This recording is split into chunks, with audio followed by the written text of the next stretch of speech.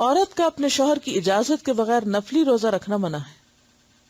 عن ابی ہریرہ رضی اللہ عنہ ان رسول اللہ صلی اللہ علیہ وسلم قال لا تصوم المرأة وزوجها شاهد یوما من غیر شہر رمضان الا باذنه رواہ الترمذی۔ حضرت ابو ہریرہ رضی اللہ عنہ سے روایت ہے کہ رسول اکرم صلی اللہ علیہ وسلم نے فرمایا، کوئی عورت اپنے شوہر کی موجودگی میں اس کی اجازت کے بغیر سوائے رمضان کے روزوں کے نفلی روزے نہ رکھے۔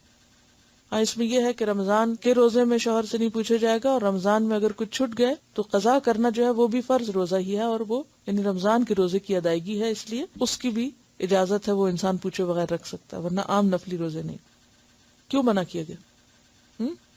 شوہر و بیوی کے تعلقات جو ہیں وہ روزے کی حالت میں منع ہیں، تو اس میں یہ ہے کہ ایسی عبادات جن میں دونوں کے تعلقات میں کسی قسم کی کشیدگی پیدا ہو سکتی ہو، ان میں باہمی مشورہ ضروری ہے۔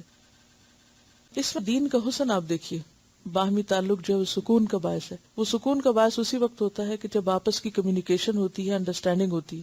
اگر شوہر بیوی کے درمیان کوئی کمیونیکیشن ہی نہیں، آپس میں مشورہ ہی نہیں، کسی معاملے میں کوئی گفتگو ہی نہیں، تو وہ پھر مودتاً اور رحمتاً کا سبب نہیں ہو سکتا۔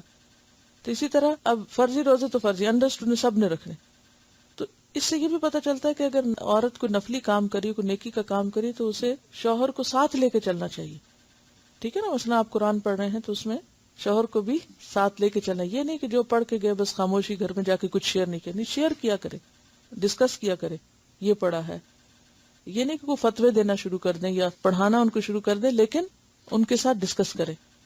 ان کے سوال یہ تھا کہ کیا شوہر بیوی کی اجازت کے بغیر روزہ رکھ سکتا ہے؟ تو اس میں آپ دیکھیں پیچھے حضرت عمرو بن العاص جب آپ صلی اللہ علیہ وسلم نے جب کثرت سے نفلی روزے رکھتے تھے تو انہوں نے کیا کہا کہ تمہاری بیوی کا بھی تم پر حق ہے۔ تو اس سے کیا پتہ چلتا ہے کہ اگرچہ یہ نہیں کہا کہ اجازت، بات اصل میں میوچل انڈرسٹینڈنگ کی، کہ دونوں ایک دوسرے کی ضروریات کا اور ایک دوسرے کے جذبات کا خیال رکھیں۔